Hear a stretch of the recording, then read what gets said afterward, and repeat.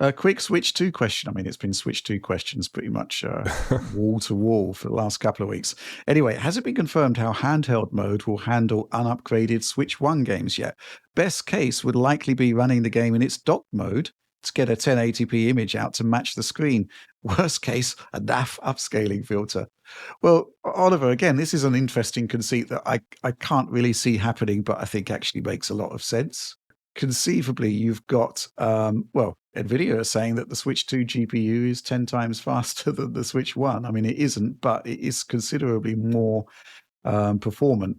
In theory, it could be done, right? You could run docked mode Switch 1 games in handheld mode on Switch 2, right? Yeah.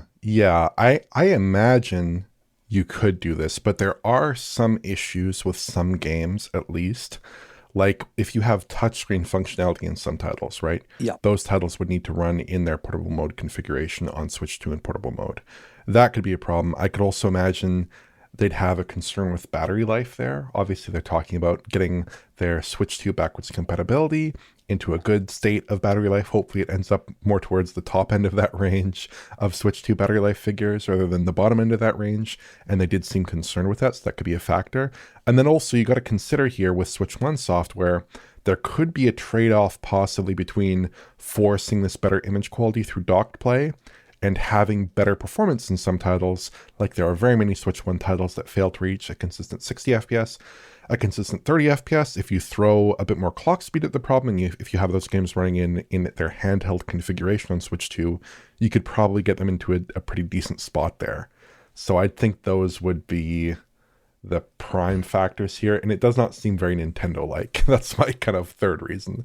It does not feel very Nintendo-like. It doesn't feel very Nintendo-like. And I think the bottom line is that games running in handheld mode should still see performance boosts on Switch 2, even if it stays in handheld mode, in theory, if we're getting that extra horsepower deployed at it. It's just that you will be seeing in almost all scenarios a top-end resolution limit in DRS games of like 720p rather than whatever it may be for the docked version. But I can see a reason, there is a good use case here because obviously when you've got a native 1080p display and you've got a massive library of games, many of which, were targeting 1080p, kind of makes sense to me. I guess, as you say, Oliver, there would be battery life considerations.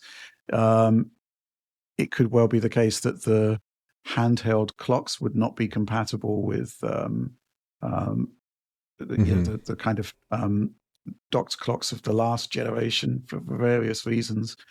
Kind of think based on what they've described, though, using their translation layer, that it probably would work.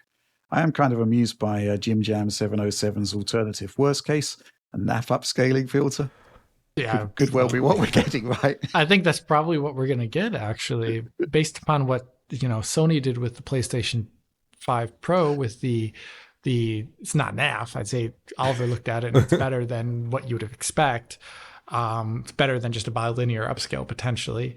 But with Switch 2, there's potential that it could be just more than a normal bilinear bicubic upscale given the hardware.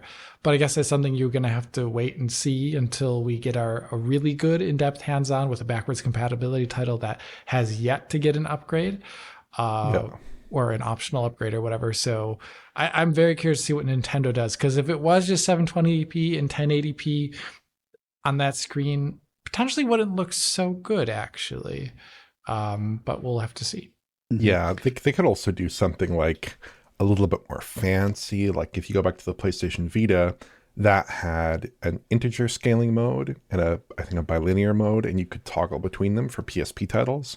Also, obviously, there's the Steam Deck, which you can do like a bilinear upscale. You can do FSR1, obviously, with a different range of like sharpnesses and things like that. There's some potential for that, although I would argue that's not a very console-like approach, perhaps. That term console-like, not very console-like, not very Nintendo either. But yeah, at a stretch, if they were able to engineer some performant machine learning based upscaling like we seem to see on PS5 Pro with its enhanced image quality mode for PS4 software, that would certainly be quite compelling. But again, if performance was there, I'm not too sure, because on PS5 Pro, that was quite a performance sapping feature, actually, even with its machine learning hardware.